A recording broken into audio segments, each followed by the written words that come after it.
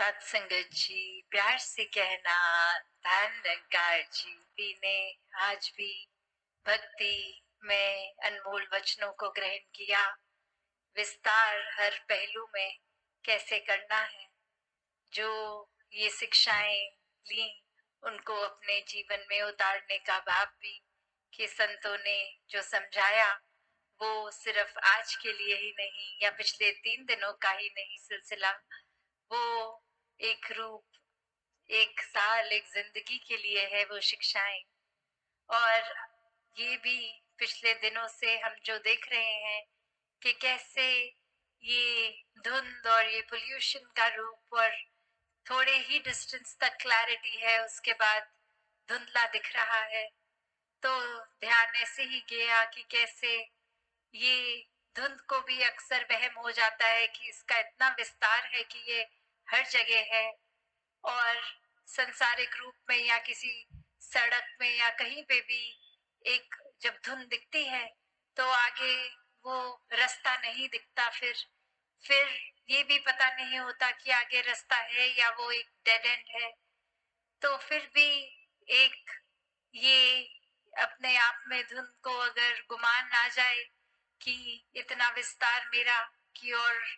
हर जगह ही फैल गई हूँ, तो बस वो वर्षा आने की देर या हवा चलने की देर, कैसे वो धुंध भी छट जाती है। फिर तो बात वही, अगर हम आध्यात्मिक रूप में भी देखें कि कैसे एक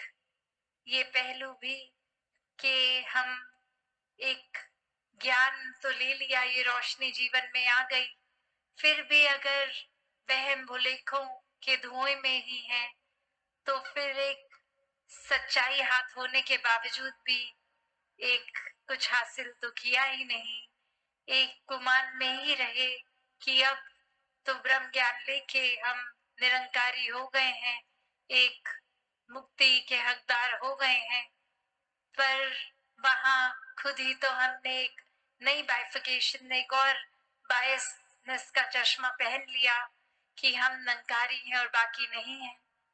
तो ये भी एक जो फाइन लाइन हम खुद ही एक भेदभाव के बना देते हैं, एक जहां पहले तो भेदभाव सिर्फ इंसान शायद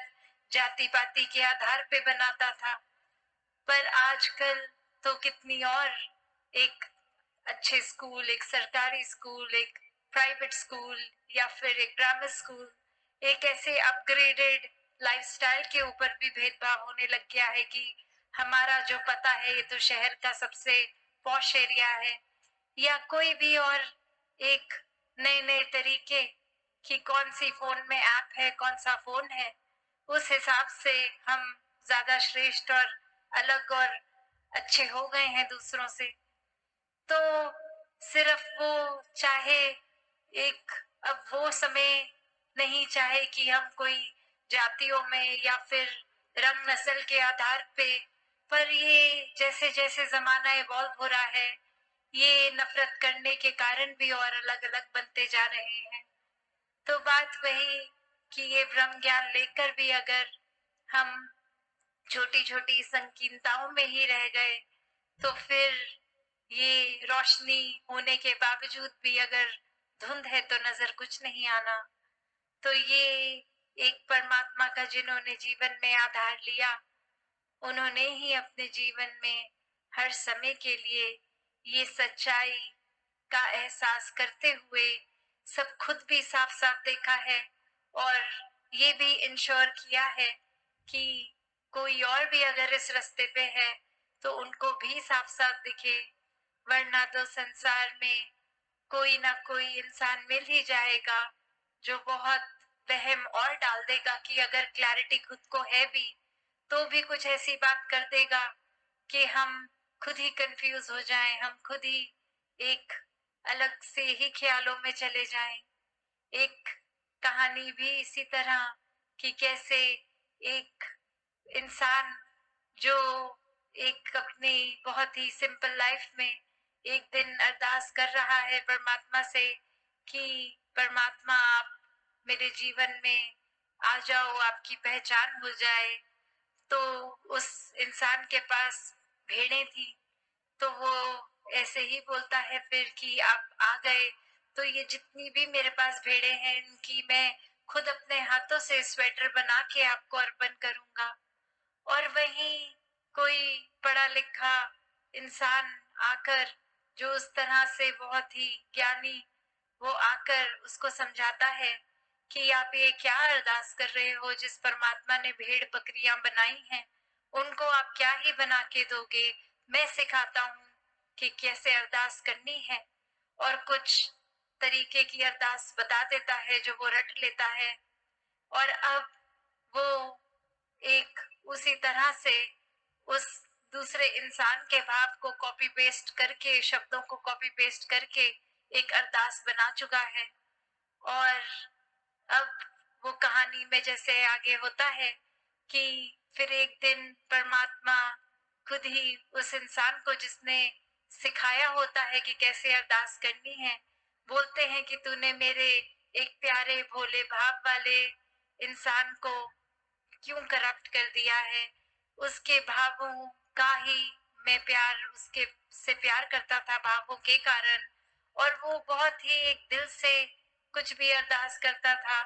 तो वो बहुत अच्छा लगता था। और अब उसके भोलेपन को भी तुमने कुछ रटी रटाई चीजें सिखा दी हैं। वो बस वही बात बोलता है और अपने भावों से अब बिल्कुल खाली हो गया है, क्योंकि उसके मन में तुमने डर डाल दिया है कि इस तरह से अरदास अगर नहीं होगी तो वो अरदास कबूल नहीं होगी, या फिर वो खुद ही इंसान गलत है जो गलत तरीके से परमात्मा से बात कर रहा है। तो बात यही कि ये हमने, चाहे कहानी की रेलेवेंस क्या है क्या नहीं, या किस तरह से लिखी गई, पर बात वही कि ये निराकार से तो भावों का एक भक्ति में रिश्ता है। और यहाँ जरूरत है हमें अपने भाव के विस्तार की, अपने इनोसेंस को कायम रख के, कि ये एक सिर्फ बात हो नहीं कि एक ऐसे अक्सर दुनिया समझती है कि अगर भोले हैं तो संसार रूप में बहुत कोई ना कोई फायदा उठा लेगा, एक हमें मिसयूज कर लेगा, या हमारा फायदा उस तरह लेकर हम फिर बहुत ही लूजिंग एंड पे होंगे, एक हारे हुए इंसान हो जाएंगे। पर जहाँ भोलेपन की बात होती है भक्ति में, वहां चेतनता की भी होती है कि यहाँ एक किस तरह एक ही भक्त है जो बहुत भोला भी है और पूरी तरह से चेतन है। तो यही एक जो डिफरेंस आता है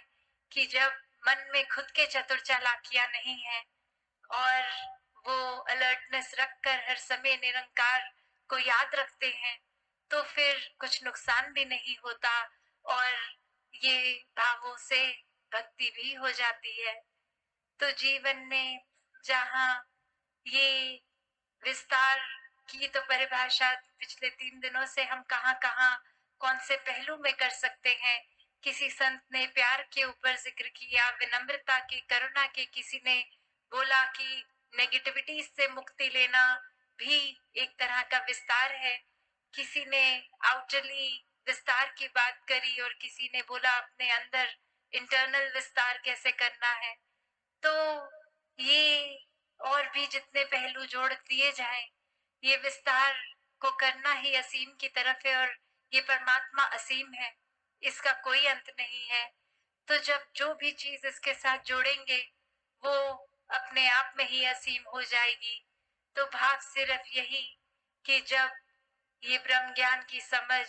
आ जाती है तो वहीं पे एक, जैसे दासी जिक्र कर रही थी कि वो धुंध के कारण एक डेड एंड ना फील हो, एक ये ना लगे कि अब हमें सब कुछ आ गया है, और वहां से ब्रह्म ज्ञान से ही ये जर्नी शुरू किया जाए और ये असीम की और परमात्मा के साथ जुड़ के हर पॉजिटिव पहलू को और आगे से आगे बढ़ाते चले जाएं। जहां तक एक ह्यूमन कैपेसिटी है, परमात्मा को जब शामिल कर लिया तो कुछ वो कैपेसिटी भी फिर एक छोटी सी ही चीज रह गई, उसके भी बियॉन्ड चले गए, एक आगे चले गए। तो ऐसा विस्तार हर पहलू में पॉजिटिविटी लेकर हर कोई करता चला जाए तो समय तो अपनी सीमा से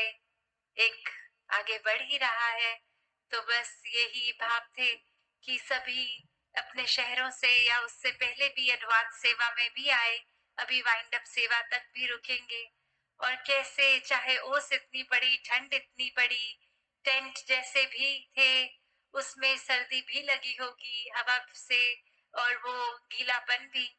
साथ में सबके बुजुर्ग और बच्चे, और किसी की कैसी हेल्थ कंडीशन, ये एक इस समय पोल्यूशन लेवल भी ऐसा कि शायद सांस भी ठीक से नहीं आ रही, तो भी किसी के भाव में कमी नहीं आई कि ये भक्ति करने, ये संतों के वचन सुनने, यहाँ समागम करने अपने दूर दूर शहरों से भी यहाँ पहुंचे हैं, एक यही भाव रख के कि और संगत के साथ मिलकर जब ये समागम होगा तो हमारे जीवन में भक्ति का विस्तार होगा। तो ऐसे ही भाव महान है। और ये भी देखा गया कि चाहे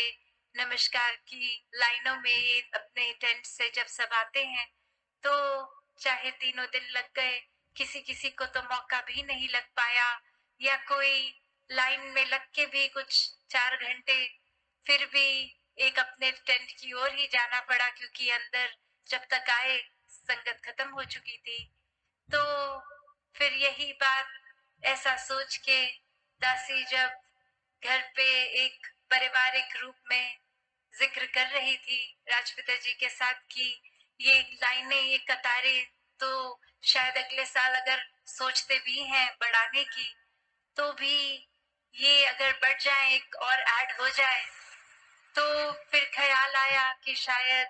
ये ऐड हो गई तो जो लास्ट की लाइन होगी, उधर अगर कोई बुजुर्ग होंगे जिनकी नजरें ठीक नहीं, उनको शायद स्टेज की ओर क्लियर दर्शन ना हो पाए। तो फिर यही ख्याल आया कि आने वाले दिनों में, कि आने वाले समागमों में जल्द ही जैसे सबब बनता है, तो समागम का एक दिन और बढ़ा दिया जाए। उससे फिर ये इनकन्वीनियंस महापुरुषों की भी नहीं होगी कि इतने पहले लाइन में लग के